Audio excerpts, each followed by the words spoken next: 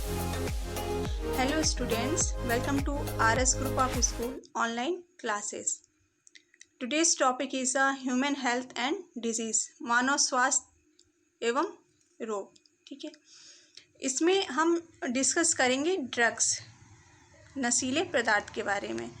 तो चलिए जानते हैं कि ड्रग्स क्या होता है, कितने प्रकार का होता है और ये मानव शरीर को किस तरह से प्रभावित करते हैं. ठीक है, तो सबसे पहले ड्रग्स क्या है ये हम डिस्कस करते हैं. देखिए, अगर हम ड्रग्स की बात करते हैं कि ड्रग्स क्या होते हैं, तो इसमें हम ये कह सकते हैं कि ड्रग्स जो ऐसी वस्तु की नशीला पदार्थ कहा जा सकता है जो मनुष्य के मानसिक और शारीरिक विकास को प्रभावित करता है. ठीक है, तो वो आपका क्या कहलाएगा, ड्रग्स कहलाता है. यही जब ड्रग्स या दवा जैसे जब व्यक्ति चाह कर भी कोशिश करता है कि छोड़ें, लेकिन वो चाह कर भी उसे छोड़ नहीं पाता है, तो वो क्या कहलाता है, एडिक्शन कहलाता है. हमारा क्या कहलाता है, एडिक्शन. ठीक है, वो हमारा एडिक्शन कहलाता है. मतलब जैसे हम इसे एग्जाम्पल से समझते हैं कि अगर डॉक्टर ने हमें दवा दी, हमें कोई बीमारी है, तो अगर डॉक्टर ने हम प्रिस्क्राइब करके दवा ली, तो वो जो डॉक्टर मेडिसिन देता है तो उसमें वो लिखता है कि आपको ये जो मेडिसिन है इतने टाइम तक खानी है. तो वो हमें ज़्यादा इफेक्ट नहीं करती है. क्यों? क्योंकि हमारी बॉडी में वो एक तरह से पहले से ही हमारे बॉडी में पैथोजेंस होते हैं. ठीक है, बैक्टीरिया होते हैं, वायरस होते हैं, जिसके लिए हम वो पर्टिकुलर मेडिसिन ले रहे होते हैं. लेकिन अगर हम ठीक हो गए एक टाइम ड्यूरेशंस के बाद भी, फिर भी हम वो अगर पीते रहते हैं या खाते रहते हैं वो दवा, तो क्या हो जाता है कि वो हम एडिक्ट हो जाते हैं, उसके आदी हो जाते हैं. तो वो हमारा कहलाता है ड्रग एडिक्शन कहलाता है, और ये हमारे लिए बहुत ही ज़्यादा हार्मफुल होता है. अब हम बात करते हैं कि अगर मानो जो ये ड्रग हैं ये ह्यूमन बॉडी पे किस तरह से, जो अगर व्यक्ति की लाइफ नॉर्मल है तब उसका कैसे बिहेव होता है, और अगर व्यक्ति एडिक्ट हो जाता है तो उस समय ऐसी बॉडी में कौन सी चीज़ें चेंजेस होते हैं जिससे हम ये कह सकते हैं कि वो ड्रग एडिक्ट है. तो अगर हम पहले नॉर्मल की बात करते हैं तो क्या रहता है कि नॉर्मल में जो हमारा बॉडी होता है वो क्या करता है, नॉर्मल सिग्नल देता है.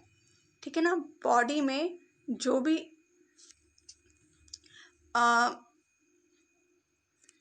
ये सिग्नल है, ठीक है, नॉर्मल सिग्नल देता है. नॉर्मल सिग्नल देने पे क्या रहता है, ये जो नॉर्मल सिग्नल होते हैं ये क्या होते हैं, कहाँ जाते हैं, ब्रेन पे. नॉर्मल सिग्नल जो हमारे न्यूरॉन होते हैं, तंत्रिका तंत्र के होते हैं, वो कहाँ भेजते हैं, ब्रेन को भेजते हैं, यानी दिमाग को भेजते हैं. फिर ये दिमाग क्या करता है कि जैसे हम मान लीजिए मार्क्स बहुत अच्छे आए हैं तो हम बहुत ज़्यादा खुश हैं, हमें हमने कुछ ऐसा काम किया जिससे हमें अप्रिशिएट किया गया है, तो हमें खुशी होती है. उस खुशी में क्या होता है, एक हार्मोन सिक्रीट होता है जिसे बोलते हैं डोपामाइन. क्या बोलते हैं, डोपामाइन. ठीक है, डोपामाइन सिक्रीट हुआ.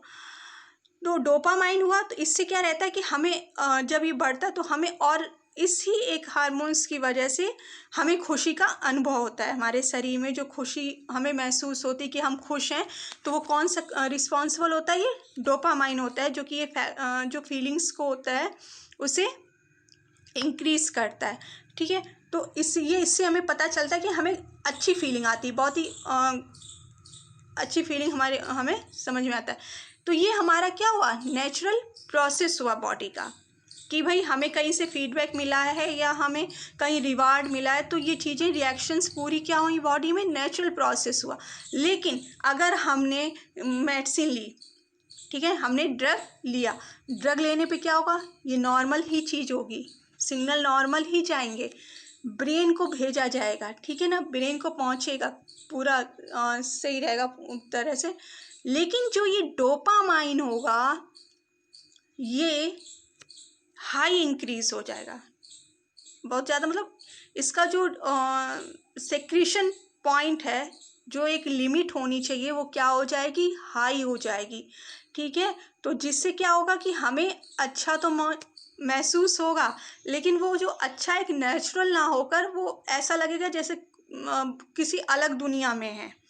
ठीक है ना, इमेजिनेशंस जो होती है कि चीज़ों की जो खुशियाँ अंदर से फीलिंग्स आती हैं वो क्या होती हैं, इमेजिनरी होती हैं। ठीक है ना, तो ये किसका इफेक्ट हुआ, जाके ड्रग्स का इफेक्ट हुआ कि पहले नॉर्मल कंडीशंस में डोपामिन इतना ही सिक्रीट हो रहा था जितना हमारी बॉडी एडजस्ट कर सकती थी, लेकिन जब मेडिसिन लिया तो जो डोपामिन का सेक्रीशन हुआ वो क्या था, हाई क्वांटिटी में हुआ, जिसकी वजह से जो हमारी बॉडी की टॉलरेंस कैपेसिटी है, टॉलरेंस माने सहने की क्षमता, टॉलरेंस कैपेसिटी है वो धीरे धीरे बढ़ी।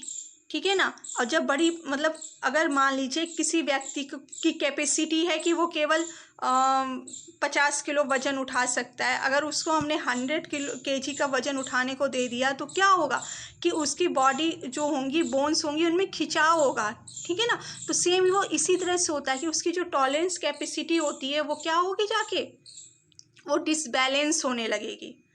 ठीक है, तो उसके डिसबैलेंस होने से बॉडी में और भी कई सारे इफेक्ट आने लगते हैं। तो ये आपका क्या हो गया, जब ड्रग लेते हैं, ड्रग का एडिक्शन होता है तो उससे ये चेंजेस बॉडी में आते हैं। ओके,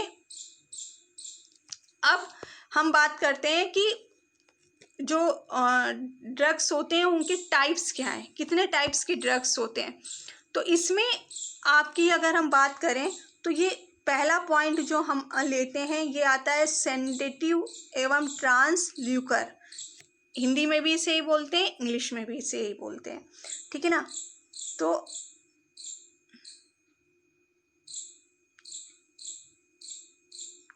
पहला हो गया सेडेटिव, सेकंड हमारा है ओपिएट,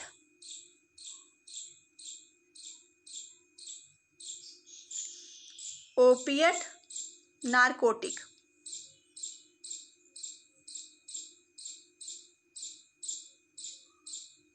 ठीक है, थर्ड स्टिमुलेंट यानी उत्तेजक,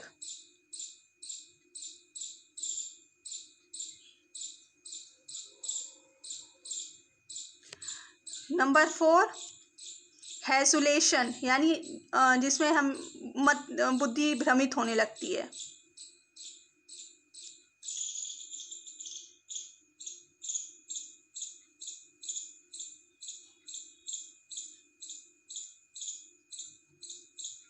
ठीक है, अब हम वन बाय वन इसे डिस्कस करते हैं। सबसे पहले हम डिस्कस करते हैं सेडेटिव या ट्रांसल्यूकराइजर। इसमें क्या रहता है कि इस प्रकार ये जो आपका, ठीक है, इसमें क्या करते हैं कि ये एक तरह से नशीला पदार्थ तो है ही, हम इसमें रहते हैं, लेकिन ये क्या करता है कि आपका सेंट्रल नर्वस सिस्टम यानी केंद्रीय तंत्र को प्रभावित करता है। इसको प्रभावित करने से क्या रहता है कि ये जो है आपका काम बहुत धीरे धीरे काम करता है, ये ड्रग्स बहुत धीरे काम करता है, और इसमें शरीर में मतलब प्रॉपर नींद नहीं आती है, और आपका मतलब किसी काम में मन नहीं लगता, ये कि मतलब लेटे रहने का मन करता है। तो इस तरह की जो वीकनेस की आपकी स्थिति आ जाती है। तो इसका क्या रहता है, जब हम इसको ज़्यादा मात्रा में लेते हैं, ठीक है ना, तनाव या अधिक मात्रा में जब बहुत लेते हैं इस ड्रग्स को, तब क्या करते हैं, तब हम नींद आती है। ठीक है, और अगर ये नहीं लिया जाएगा, नहीं किया, तो तनाव, चिंता, ये सब मनुष्य को इन चीज़ों का आभास होते रहता है। अब अगर हम बात करें कि इसके अंतर्गत कौन सी ऐसी ड्रग्स आती हैं जो कहलाई जाती हैं कि वो सेडेक्टिव हैं, तो इसमें आपका बेंजोडाइजिफिन, ठीक है, बेंजोडाइजिफिन नाम की जो ड्रग्स होती है वो इसके अंतर्गत आती है। ठीक है, अब हम बात करते हैं आपका नेक्स्ट पॉइंट, ओपिएट नारकोटिक्स। ये क्या करता है, ये आपका ब्रेन और नर्वस सिस्टम, ठीक है ना, दोनों को अफेक्ट करता है। ये ब्रेन को भी करता है और नर्वस सिस्टम को भी करता है। और इसमें आपका क्या रहता है कि ये आपका जो आपकी डाइजेस्टिव सिस्टम होता है, ठीक है ना, फूड पाइप होता है जिसे, तो उसको ये अफेक्ट करता है जाके। ठीक है। तो उस एक तरह से कह सकते हैं कि इसको जब लेते हैं तो इसका उपयोग दर्द में करते हैं, अगर शरीर में दर्द हो रहा है उसको करते हैं। और इसमें आपकी अफीम आती है, ठीक है ना। अफीम को क्या करते हैं कि वो दर्द निवारक के रूप में प्रयोग की जाती है, लेकिन वो बहुत सी मेडिसिन में अफीम यूज की जाती है, लेकिन जब वो बहुत ज़्यादा हाई क्वांटिटी में होती है तो वो नुकसानदायक होती है अफीम, ठीक है। तो इसमें आपका इसीलिए इसको क्या कहते हैं, इसको नार्कोटिक भी कहते हैं। क्यों? क्योंकि आपका ये दर्द निवारक होती है, ठीक है। अब इसका अगर हमने जो अफीम है, अफीम के अंतर्गत कई ड्रग्स आती हैं, ठीक है। तो पहली बात करते हैं कि अफीम मिलती किससे है। अफीम का क्या रहता है कि एक प्लांट होता है, उसका ये फ्लावर होता है। ये चीज़ ध्यान रखिएगा कि जितनी भी ड्रग्स होती हैं ये सभी प्लांट्स के फ्लावर का होता है, पुष्पी पादप का होता है, ठीक है ना। फ्लावर से ही बनती हैं, उसके फ्लावर से ही उनका ड्रग्स का निर्माण होता है। तो अफीम में भी यही चीज़ रहती है। और इसके ये क्या करता है कि जब अफीम ली जाती है तो बॉडी में वेट कम करने लगता है, ठीक है, शरीर का वजन कम कर देता है। अब इसके अंतर्गत जो ड्रग्स आती हैं वो आपकी आती हैं, मार्फिन आती है और हीरोइन आती है, ठीक है ना। मार्फिन और हेरोइन किस में आती है आपकी, और सेकंड में आती है, ठीक है, अफीम के अंतर्गत आती है। और जो मार्फिन होती है ये क्या है, सबसे ज़्यादा बहुत हाईली कॉस्टली मिलती है, और ये एक पीड़ाहारी है, ठीक है, एनाल्जेसिक होती है जो कि दर्द को कम करती है। और ये जो आपकी मेन केवल ये उसके नशीले के उसमें नहीं कर सकते। मार्फिन जो होती है केवल वो पीड़ा को कम करने वाली, दर्द को कम करने वाली होती है, लेकिन उसको हम ड्रग एडिक्शंस के बेस पे उसमें इंक्लूड नहीं करते हैं, ठीक है। इसके बाद आपका आता है हेरोइन। हेरोइन का जो होता है इसका डाइमॉर्फिन, इसका केमिकल कंपोजिशन नेम है। इसमें क्या रहता है कि वैसे ये सबसे ज़्यादा हार्मफुल होता है, इसलिए गवर्नमेंट ने इसको बैन लगा के रखा हुआ है, लेकिन फिर भी इसको नॉर्मल लैंग्वेज में क्या बोलते हैं, स्मैक बोलते हैं। और ये आपका सबसे हार्मफुल मेडिसिन है आपके, सॉरी ड्रग्स है आपका ये। और इसे कैसे इंजेक्शंस के रूप में लिया जाता है। तो इंजेक्शंस के रूप में जब व्यक्ति लेता है तो इसको यूज लेने से क्या रहता है कि और भी हार्मफुल जो बीमारियां हैं, जैसे हेपेटाइटिस है, एड्स है, ठीक है, और ब्लड कैंसर है, तो ये उस इंसान को हो जाते हैं। क्लियर है। तो ये पॉइंट दोनों डिस्कस किए हमने। अब थर्ड पॉइंट आता है स्टिमुलेट या उत्तेजना वाले ड्रग्स, ठीक है। तो इससे क्या रहता है कि ये नर्वस सिस्टम को और भी ज़्यादा एक्टिव कर देती हैं, जिससे क्या रहता है कि जो व्यक्ति होता है और भी ज़्यादा सक्रिय हो जाता है, सावधान हो जाता है, और बहुत मतलब नींद नहीं आती उसे, जागता रहता है। तो इसके अंतर्गत जैसे कैफीन सबसे ज़्यादा किस में मिलती है, चाय में मिलती है, आपकी कॉफ़ी में हो गई, और कोको कोला जो कोल्ड ड्रिंक्स होती हैं इनमें रहता है, ठीक है।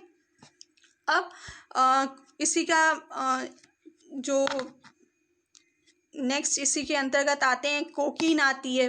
कोकीन ज़्यादातर मैक्सिमम साउथ अमेरिका में मिलती है जाके, और वो क्या करता है कि ये एक तरह से जिसे नींद कम आ रही होती है, भूख कम लगती है, और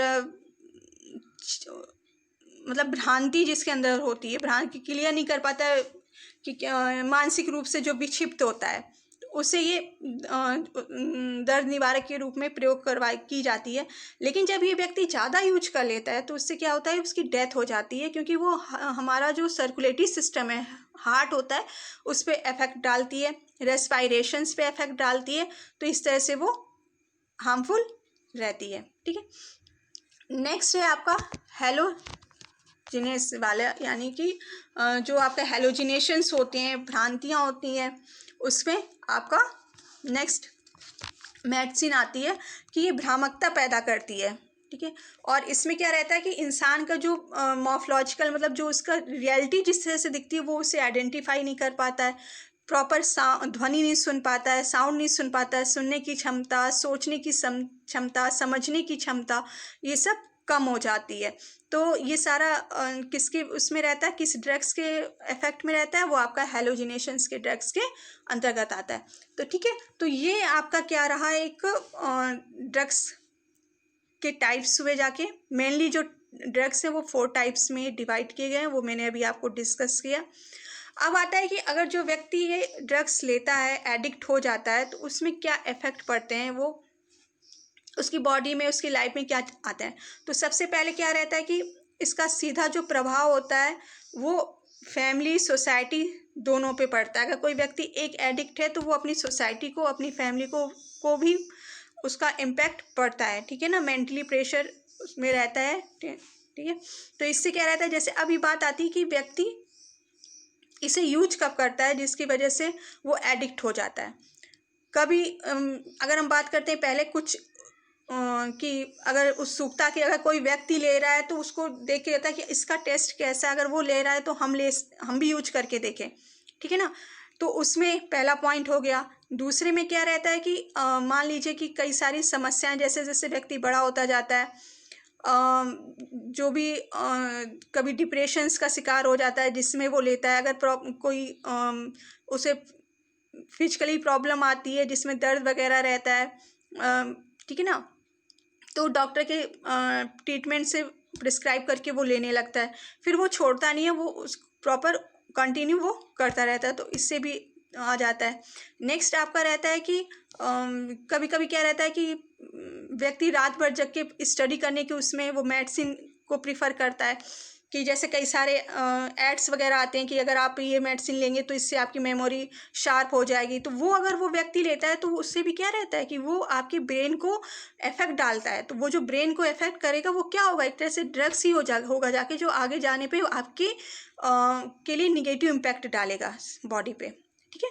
तो ये सब पॉइंट से क्या हुआ जाके कि जो ड्रग्स आपका होता है वो डायरेक्ट और इनडायरेक्ट रूप में ह्यूमन बींग्स पे इफेक्ट डालता है। ओके, सो ये टॉपिक थे आपके कि ड्रग्स क्या होता है, उसका इम्पैक्ट क्या रहता है, और किस तरह से वो ह्यूमन बॉडी पे पॉजिटिव और उसका निगेटिव क्या रिजल्ट आते हैं। ओके, सो नाउ अब ये टॉपिक कंप्लीट होता है। ओके, आई थिंक इससे आपको पूरा क्लियर हो गया होगा, और इससे रिलेटेड जो नोट्स हैं वो मैंने व्हाट्सएप में आपको पहले ही सेंड कर दिए हैं, तो उसके बेस पे इसको समझने का कोशिश करिएगा, और इससे एक लॉन्ग क्वेश्चन आपके बोर्ड में आता ही आता है। ओके, सो नाउ आज के लिए इतना ही रखते हैं।